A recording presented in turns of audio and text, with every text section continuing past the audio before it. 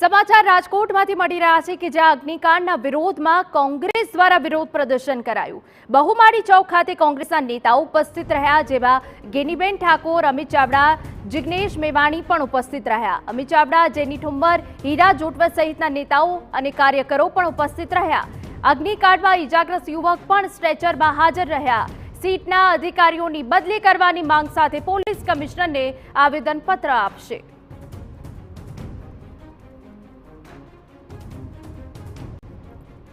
તો અગ્નિકાંડમાં જે ઇજાગ્રસ્ત યુવક હતા તેઓ પણ હાજર રહ્યા હતા।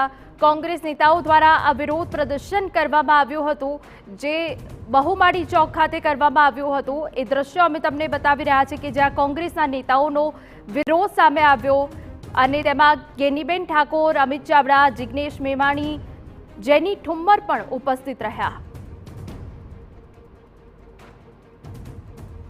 આપ જે પ્રકારે અત્યારે દ્રશ્ય જોઈ રહ્યા છો કે રાજકોટ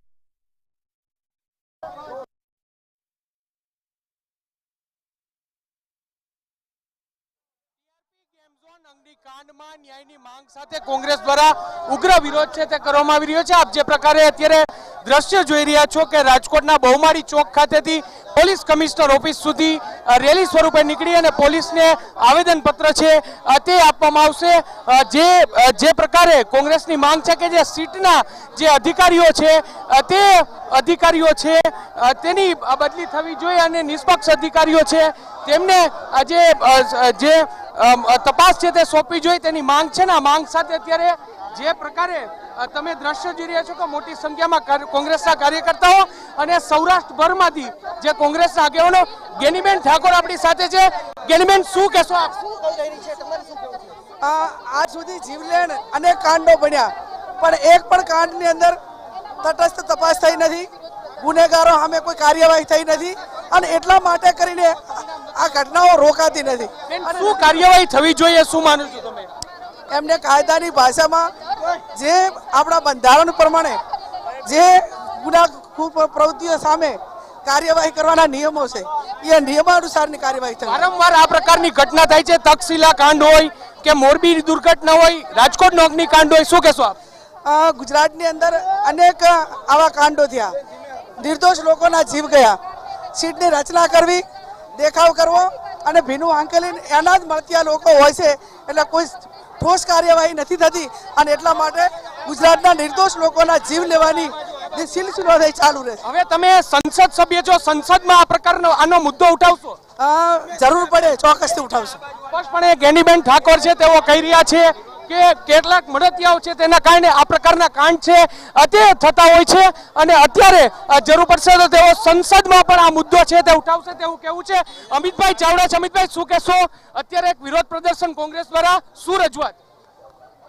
જે રીતે રાજકોટનો અગ્નિકાંડનો બનાવ બન્યો છે, ભાજપના ભ્રષ્ટાચારને કારણે ગુજરાતમાં અકસ્માતો બની રહ્યા છે। આ કુદરતી નહીં પણ સરકારને માનવ સર્જિત અકસ્માતો છે, હત્યાઓ છે।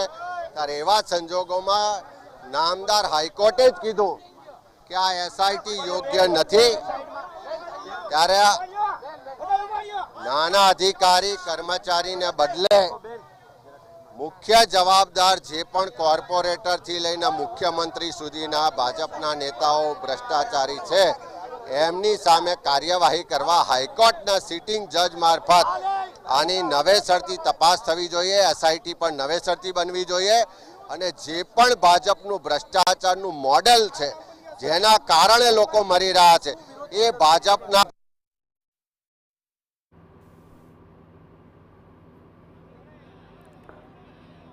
તો કોંગ્રેસના આગેવાનોએ સીટના અધિકારીઓની બદલી કરવાની માંગ હોય અને વિવિધ જે મુદ્દાઓ છે, સહાયની મુદ્દો છે, તેને લઈને પોલીસ કમિશનરને આવેદનપત્ર પણ આપશે।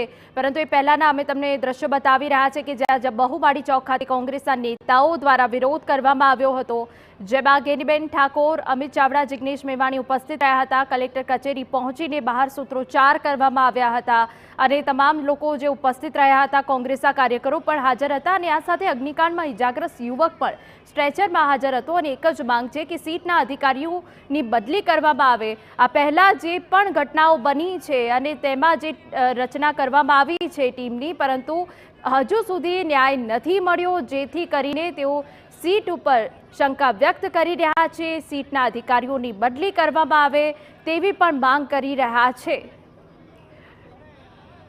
તો સંવાદદાતા મોહિત ભટ્ટ વધુ વિગત આપી રહ્યા છે. મોહિત, હાલ કલેક્ટર કચેરીએ પહોંચ્યા છે કોંગ્રેસના આગેવાનો, સૂત્રોચ્ચાર કરી રહ્યા છે, એસઆઈટીના અધિકારીઓની બદલીની માંગ કરી રહ્યા છે. મોહિત, સ્પષ્ટપણે તમે સીધા દ્રશ્ય જોઈ રહ્યા છો કે એનએસયુના પ્રદેશ અધ્યક્ષ નરેન્દ્ર સોલંકી છે, તેમના દ્વારા જ્યાં પોલીસ દ્વારા જેને જે કોંગ્રેસના આગેવાનો છે તેને રોકવામાં આવી રહ્યા છે, ત્યાંથી દરવાજો ક્રોસ કરવાનો પ્રયત્ન છે તે કરી રહ્યા છે. પોલીસ તેને અટકાવવાનો પ્રયત્ન છે તે કરી રહી છે. સૌથી મહત્વની વાત છે કે જે રીતે ટીઆરપી ગેમ ઝોન સામે આવ્યો, અગ્નિકાંડ થયો અને ત્યારબાદ જે પોલીસની જે કાર્યવાહી છે તેને લઈને કોંગ્રેસ દ્વારા સવાલ છે તે ઉઠાવવામાં જે પોલીસની જે કાર્યવાહી છે તેને લઈને કોંગ્રેસ દ્વારા સવાલ છે તે ઉઠાવવામાં આવ્યા છે. અને અત્યારે જે કોંગ્રેસના આગેવાનો, સૌરાષ્ટ્રભરના આગેવાનો, સાથે સાથે કોંગ્રેસના ગુજરાતના સાંસદ જે ગેનીબેન ઠાકોર છે તેઓ પણ ઉપસ્થિત છે, જિગ્નેશ મેવાણી પણ ઉપસ્થિત છે.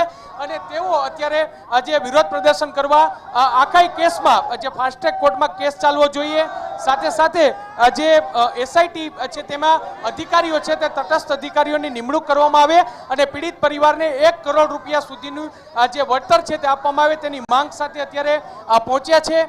જે પોલીસ છે તેમના દ્વારા કોઈ અનિચ્છનીય બનાવ ન બને, કોઈ સંઘર્ષ ન થાય તે માટે એક પ્રકારે કિલ્લેબંધી કરી દીધી હોય તે પ્રકારનો ઘાટ છે તે અહીં જોવા મળ્યો છે. મોટી સંખ્યામાં પોલીસના જવાનો છે તે પણ અહીં તૈનાત છે ને તમામ આગેવાનો છે તે અત્યારે પોલીસ કમિશનર કચેરી ખાતે પહોંચ્યા છે અને ઉગ્ર સૂત્રોચ્ચાર છે તે પણ અહીં કરવામાં આવી રહ્યો છે. જે પ્રકારે તમે અત્યારે જે દ્રશ્યો તમે જોઈ શકો છો, જેનીબેન ઠુમર છે, બેન શું કહેશો?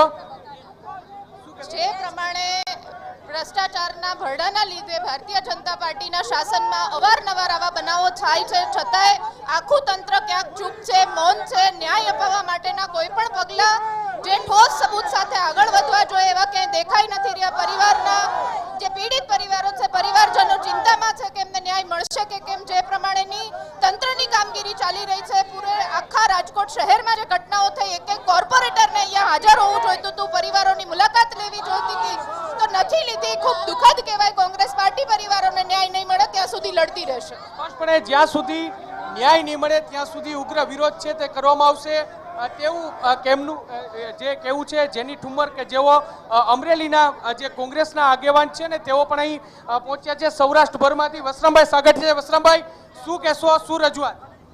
રાજકોટ મહાનગરપાલિકાની હદમાં જે અગ્નિકાંડ થયો છે એની વિરુદ્ધ ભ્રષ્ટ અધિકારીઓને પકડવા જોઈએ. ભાજપના નેતાઓના જેને નામ આપ્યા છે એને કેમ પકડવામાં નથી આવતા?